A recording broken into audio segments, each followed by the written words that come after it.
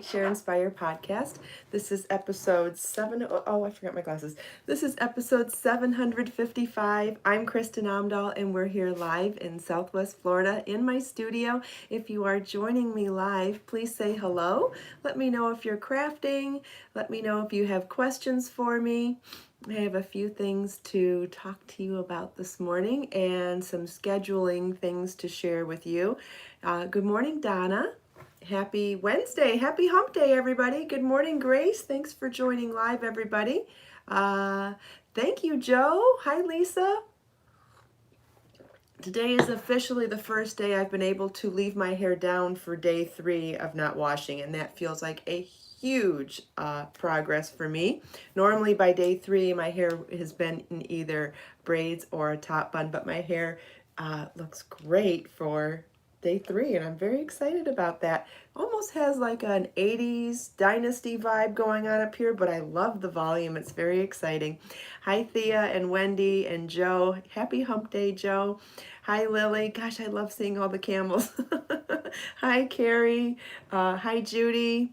Thank you, Lisa. Hi, Mariana. Hi, Val. Good morning. Yes, I pulled out a red shirt today, an oldie but a goodie. Back, I don't know, maybe 8 years ago, Lucky Brand used to do a lot of sheer blouses. I don't know if you can see how sheer this is, but it's really old. But it has that elastic waistband, which makes it really easy to blouse it up. It's very sheer. You would probably want to wear a camisole or tank top underneath it. I wear a nude bra and don't worry about it, but I suppose if I was going to be around people, I would probably put a tank top on. But I'm at home, so I didn't really think about it this morning. Plus, I get ready in the dark. Anyway, I thought red was nice and festive.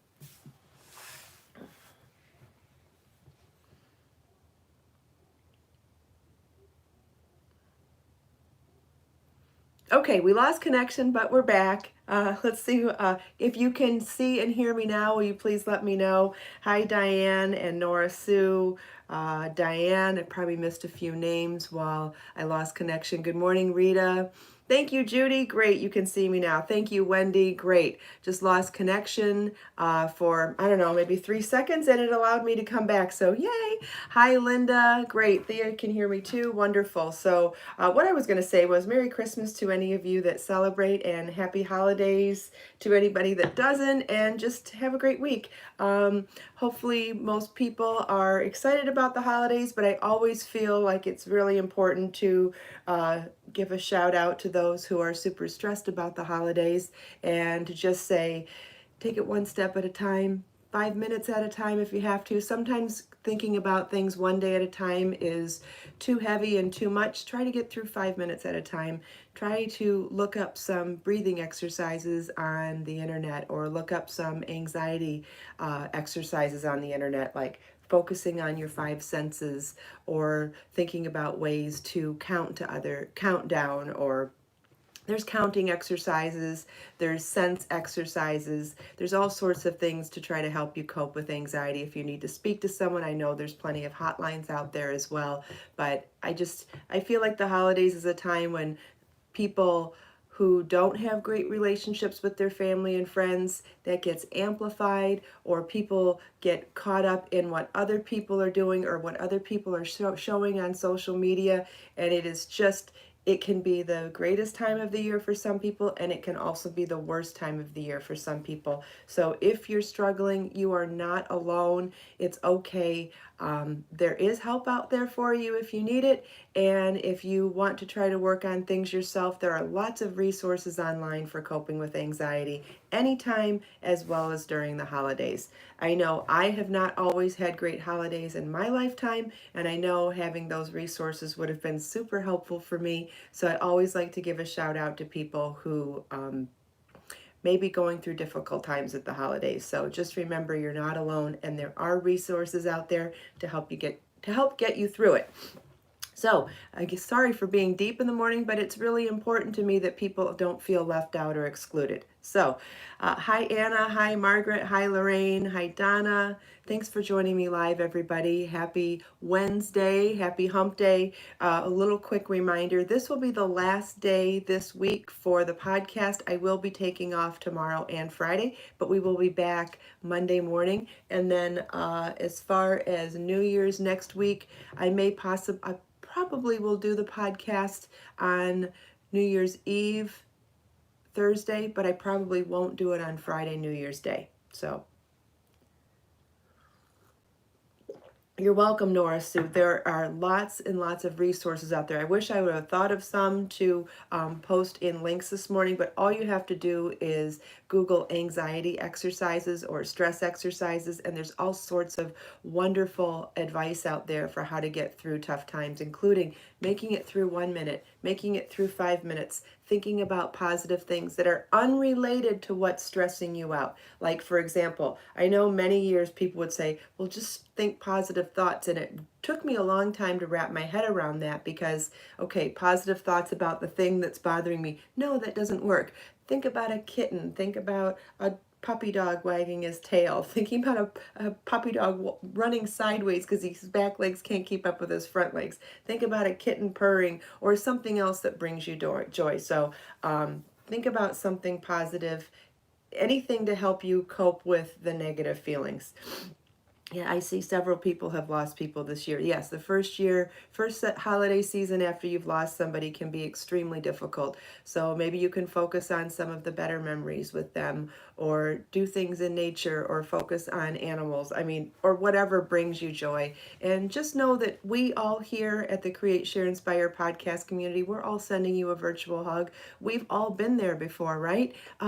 We're human beings. We're more alike than we are different. And each one of us has had tough times, probably similar to whatever you're going through. We've all been there before, and it makes us more compassionate about it. So, oh, I'm going to get choked up. Can't get choked up with magnetic lashes on. I'm wearing my magnetic lashes this morning. I have a love-hate relationship with them. I absolutely love the way they look on. I feel very glamorous when I wear them, but I do not like the magnetic liner. I'm going to be honest with you. I have pretty sensitive eyes, and I'm having a really hard time getting the magnetic liner off when I take them off.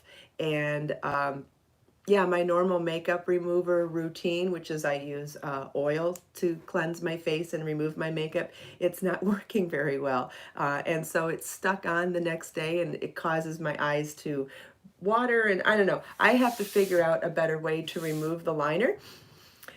Karen saw a beautiful sunrise this morning. That's wonderful. Joe has sensitive eyes too. Yes, Grace, there are some magnetic lashes that don't require a liner, and I bought them when they first came out, and they didn't come with the applicator tip, so it's like a magnetic top and bottom that's sandwiched around your eyes. I would like to try a newer version of those now that they come with applicator tips, and the prices have come down since all this craze has started. So yes, I would definitely like to try those again. The liner, it's great, it works fantastic, but I'm having a hard time figuring out how to take it off. So, hi Nanette, thanks for joining.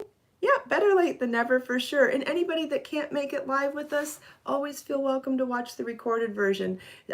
From what I've heard, you can still see the live chat while you're watching, and you can always leave a comment in the recorded version, and I get notified from those comments, and anybody who has commented there knows that I reply to you throughout the day as well.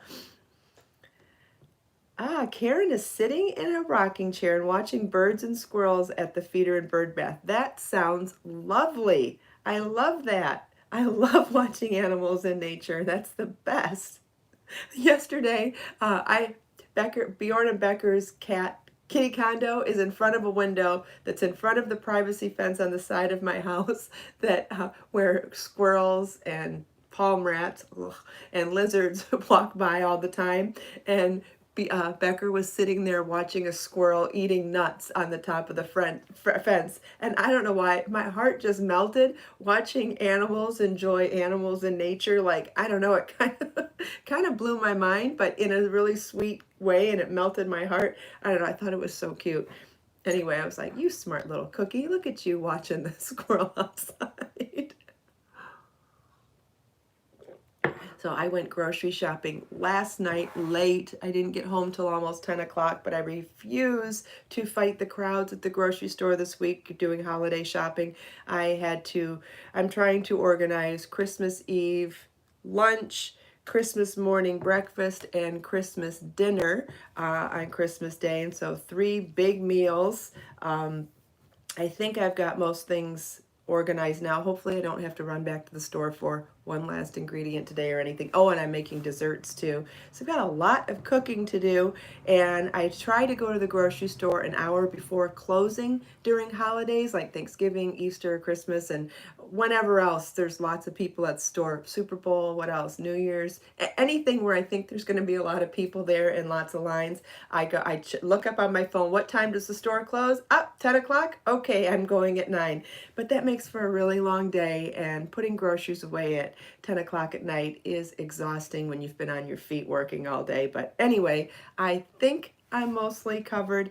I'm gonna do some fun appetizers. I bought puff pastry, and I want to make, have you ever seen puff pastry cracker straws where they take the puff pastry and twist it and then bake it? Well, I'm going to take strips of puff pastry, put a piece of bacon and a little bit of cheese in there, then twist them and then bake them in the oven to make bacon and cheese cracker straws. And I think it's going to turn out all right. I'm not sure if I need to partially cook the bacon first or not, but like the puff pastry needs 25 minutes, so I feel like the bacon might cook properly in 25 minutes. I would just hate for the puff pastry to be cooked and the bacon to still not be crispy. So I'm just trying to work out in my head if I should partially cook the bacon first or not. If anybody has any thoughts on that, feel welcome to share. I thought about making like a cheese sauce to go with it, but that might be overkill. I might just leave it at that. I'm going to make rum balls too, which is something that my mom made over the years many times. And normally you take vanilla wafers and then you add powdered sugar.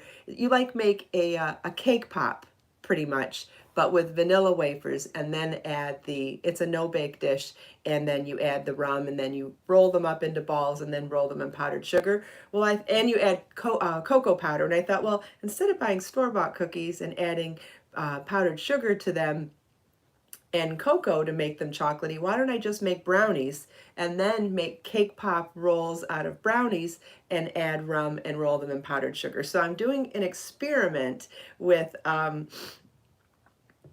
so I'm doing an experiment with making rum balls out of homemade brownies. So I think that sounds pretty good.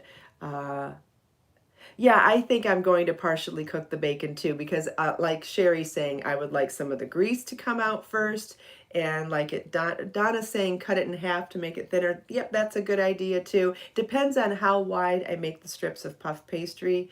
Yeah, and I'll let you know about the rum balls too, but I thought if you want them to be chocolatey, may as well just start with something chocolatey. Yeah, I'm going to pre-cook the bacon, drain it and pat some of the extra grease off, and then bake it in the puff pastry. I think it'll turn out so much better that way, and it'll be so pretty.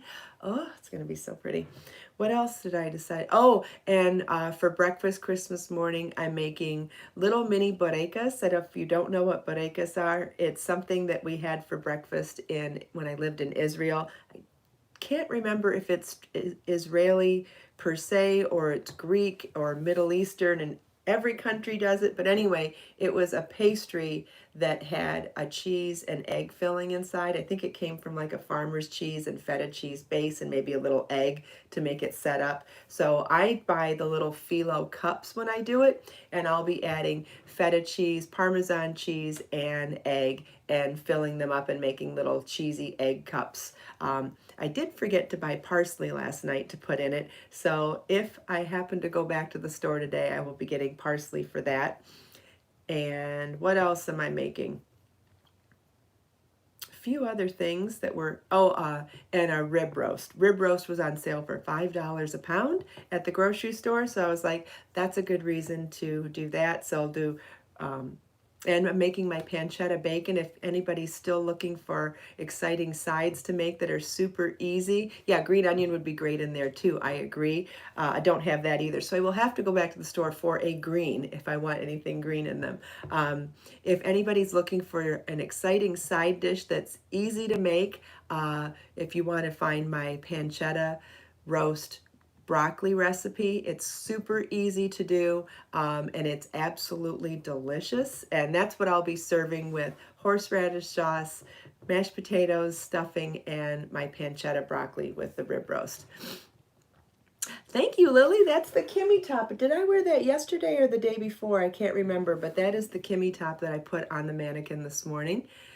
Thank you, Wendy. I love my broccoli recipe. So last night I bought the pancetta and I chopped it up. It's important to chop the pancetta while it's still cold, otherwise it's too hard to chop. So I chopped it right away when I got home from the grocery store and then put it back in the bag in the fridge. So now it's ready to start roasting. Yes, sure, it's a little late to start growing green onions and parsley at this point, but that is a great idea.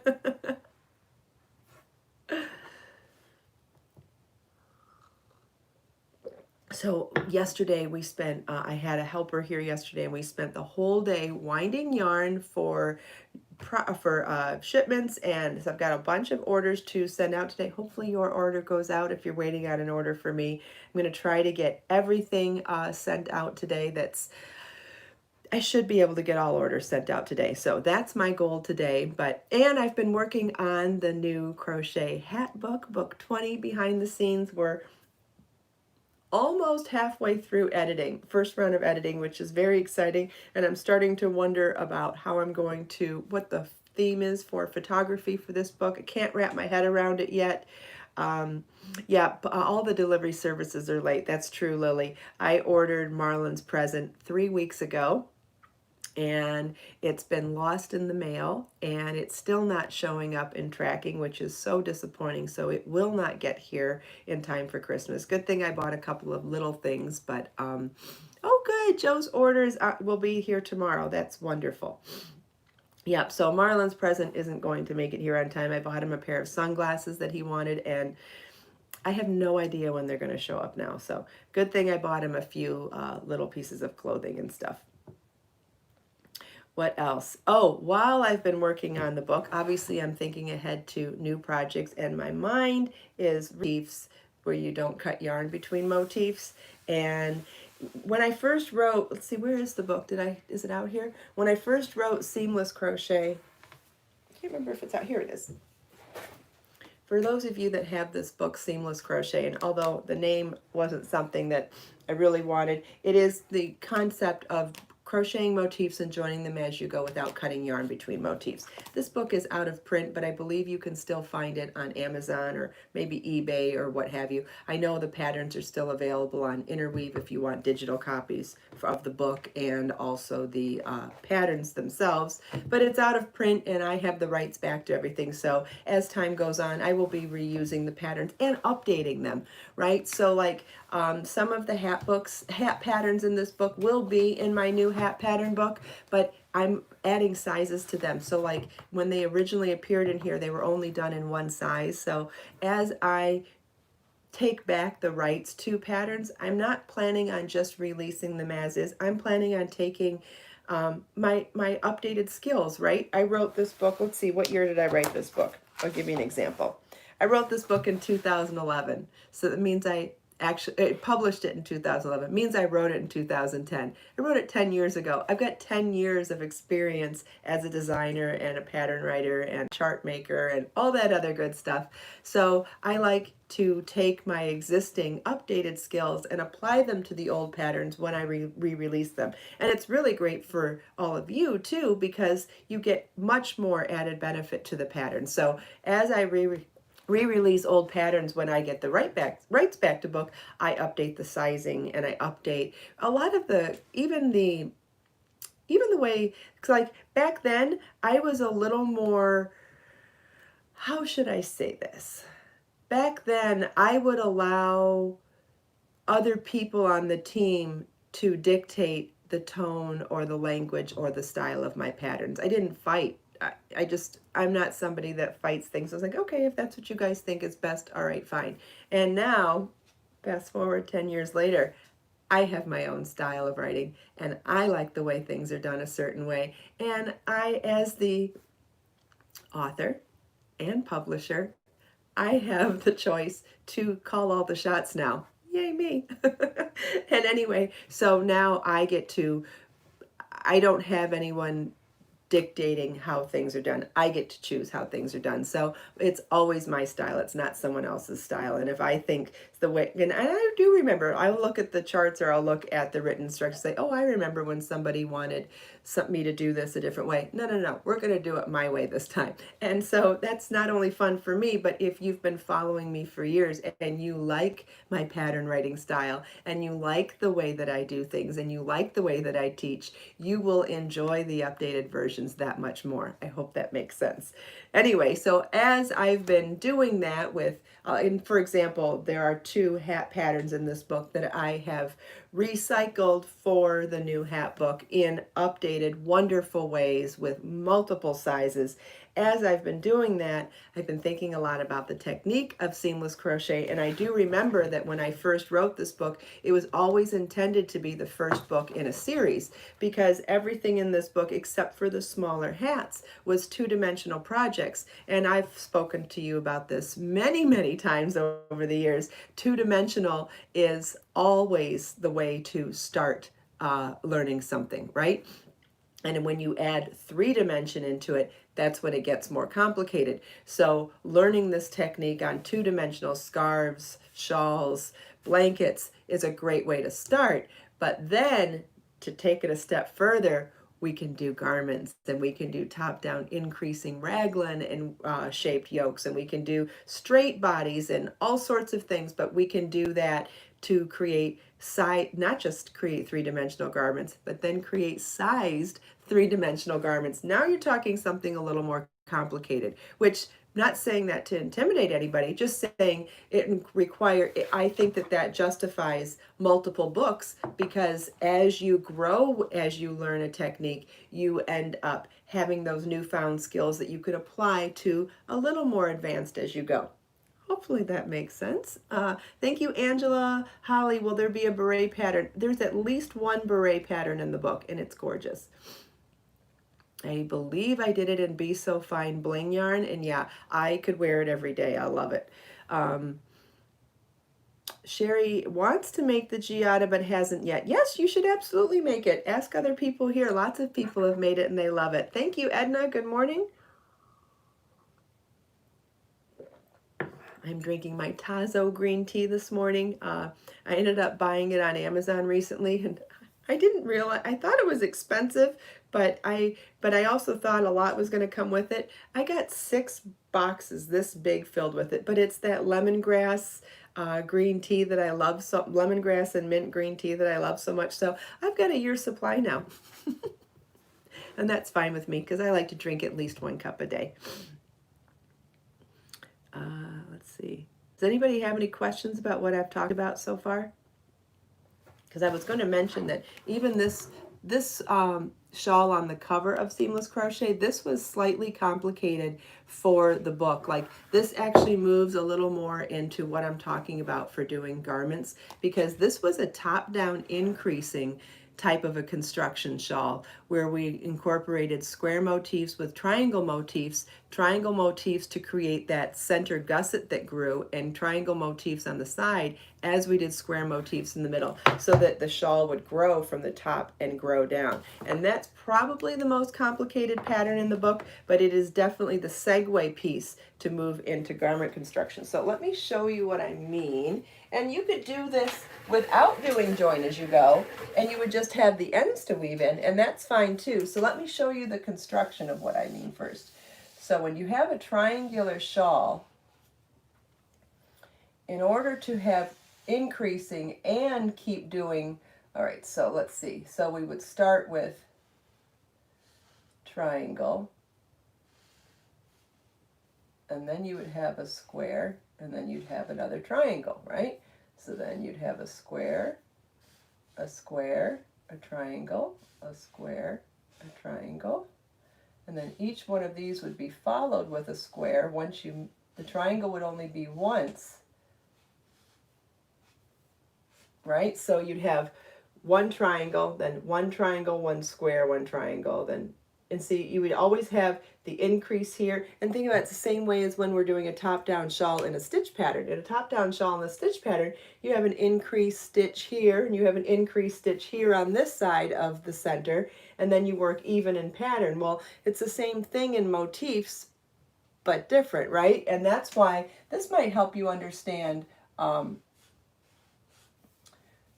double increase in the center too. Let me just draw this out on both sides so you can see. I mean, this is freehand, so bear with me. Not perfect. I'm going to put a dot inside the triangle since my hand drawn is not super accurate here. But you know how when we're doing a top-down increasing shawl, in knit or crochet actually, and we talk about a single increase on the sides, and we talk about a double increase down the center? Well, look at how when you break that up into a grid,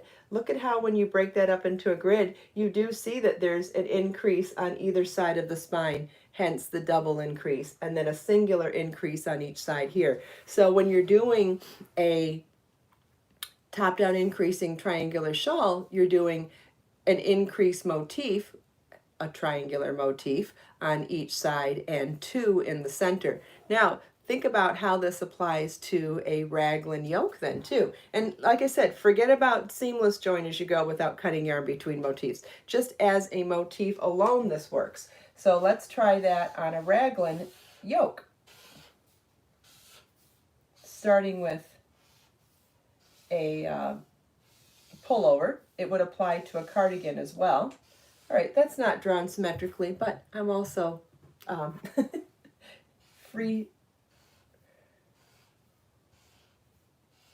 just drawing freehand here.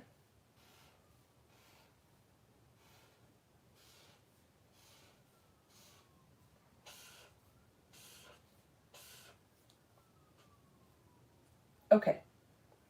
So that side's a little long, but I think you can get, so we'd have double increases in the 4 raglan corners and work even in the center, right? And isn't that what we talk about when we do a raglan shaped yoke? We, Nora Sue, what is your question? What is an increase?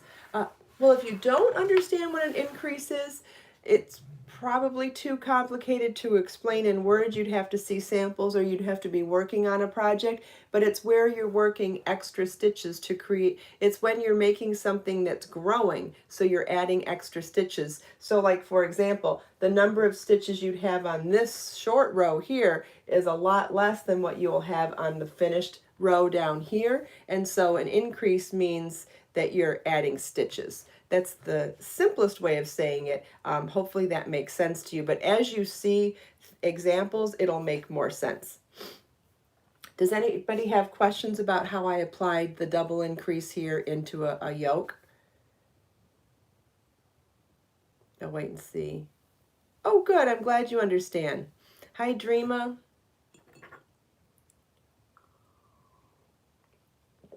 Lisa says she doesn't understand. All right, that's okay, but that's the reason to make patterns and make tutorials and explain it better. But this is the way my brain is working about it right now. I want to develop some of this technique. And so the first thing that I will do is come up with some square motifs that I think are pretty and things that I want to see in a garment. And then from there, I will convert those motifs into triangular motifs so that I can create the shaping around the corners and make everything match. And then once I do that, I can teach you how to do this where you join them as you go and cut the yarn after each motif and weave in the ends. And I can also show you how to do this while joining as you go and not cutting yarn between motifs, which is obviously a more advanced technique. But I'm wondering, what do you guys think of?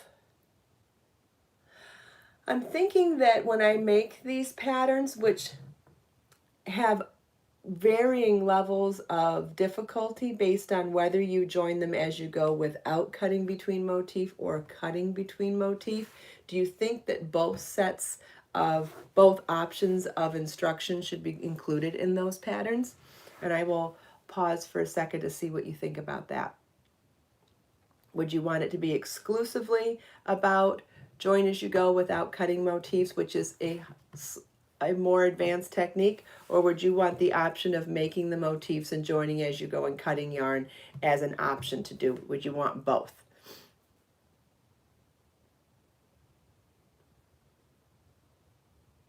I can't remember how I asked the question, so I'm not sure what the yeses and nos mean. So, the option, both. Yeah, I'm seeing a lot of both.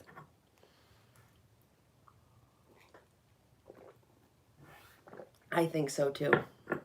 I think so too, because I do think that the technique can be very intimidating, and joining motifs while cutting yarn between motifs is not a difficult technique. So I think it would actually be very inviting to people of all skill levels if I included both. So that's my thought, and it is a unanimous.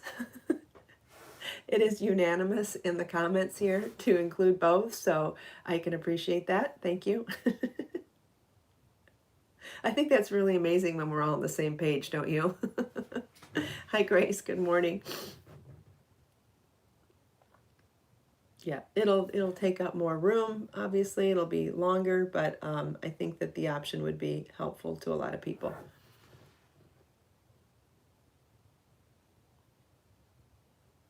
Well, color change doesn't really work with both. Color change only works with cutting yarn, right? So color change really eliminates the option of doing the join as you go without cutting, except if you're going to exclusively do the outer round join as you go without cutting.